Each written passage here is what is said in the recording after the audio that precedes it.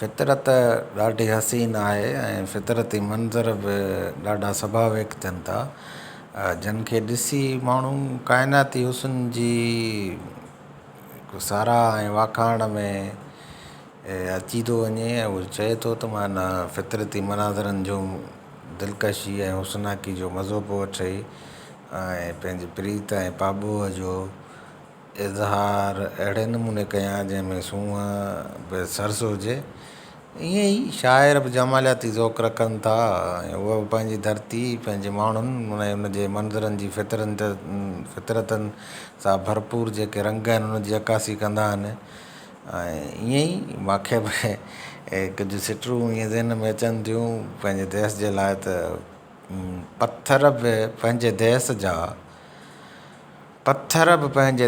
जा मूल ऐं मुक़दस आहिनि नकाश।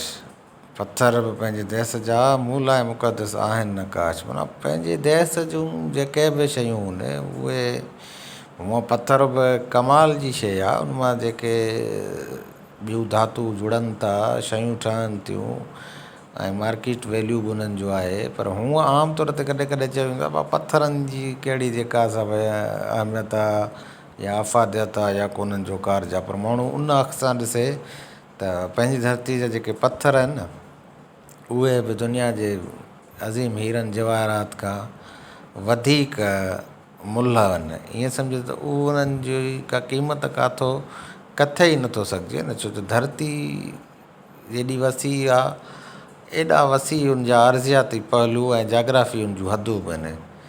पंहिंजी धरती आहे, पंहिंजा पत्थर आहिनि, उन्हनि जहिड़ो त को न थी थो सघे न थियो आहे।